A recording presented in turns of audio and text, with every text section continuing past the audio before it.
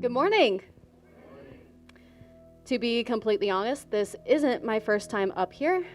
Last time I told my story, I was 18 years old, sharing how I fully accepted my walk with God after I attempted suicide. This year marks 7 years since that happened. If I could go back to my younger self and say it gets better, she probably wouldn't have believed me.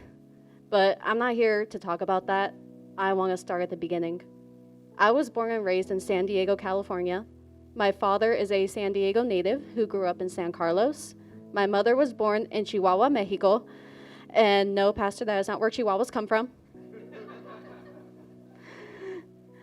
But she came to Encinitas, California when she was 13. Growing up, faith was a huge part of my household. Up until age 7, I attended Catholic Mass, but my parents craved a more intimate relationship with God, so we left and joined a non-denominational church. After a pastoral scandal, my family and I jumped from church to church when I was 14 until I was 16. All that bouncing around got me thinking negatively about the church. Everything is flawed, I would say, so why should I listen? That was until my junior year of high school when I walked through these doors into this sanctuary and never left. When I was a young girl, the story of Moses and the Exodus was my favorite Bible story. I have DreamWorks to thank for that when they made The Prince of Egypt, which, by the way, is the best adaptation of the Ten Commandments, no matter what Pastor Daryl tries to tell you. Plus, it has some really catchy tunes.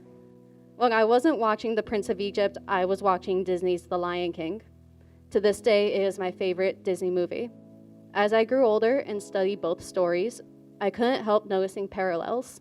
Two princes running away from their kingdom, becoming strangers in a strange land, living a life of no worries, hoping to leave their old lives behind, and receiving heavenly signs to return to their kingdoms to deliver their people from unrightful rulers. Both were told to take their place.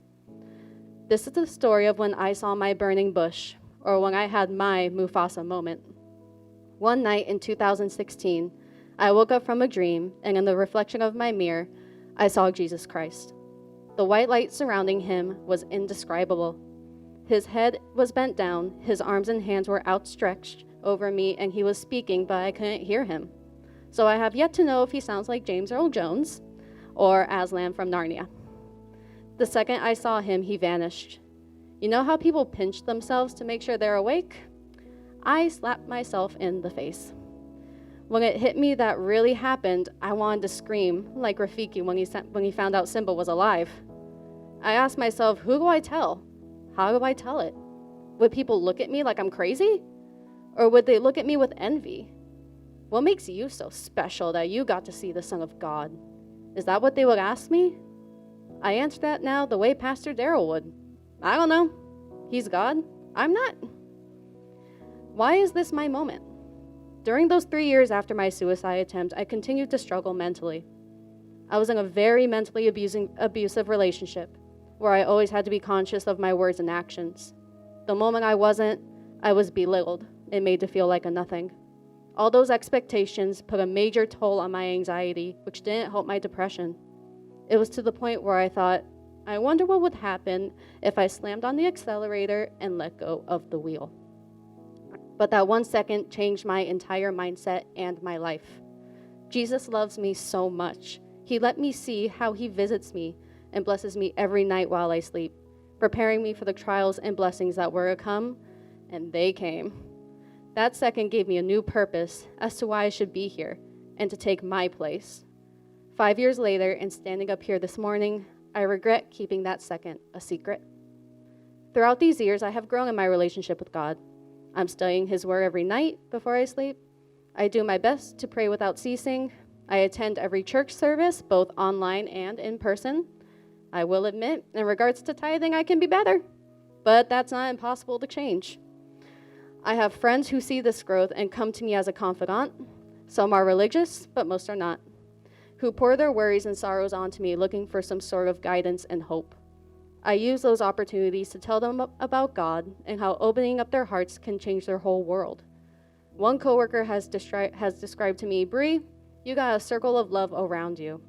I can confidently say I've matured in my faith, but I'm not finished yet. The song Circle of Life If you take the Elton John version and replace those words with Lord's divine plan, it works very well. I made that my own personal worship song. My life verse is John 14:17 through 21. The opening song for The Lion King 2 lays it out perfectly. He lives in you. He lives in me. He watches over everything we see.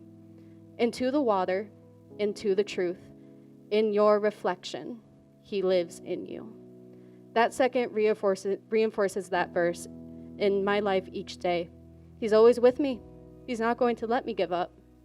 Walking with Jesus and doing my best every day to be like him, I hope to shine a light as bright as he did.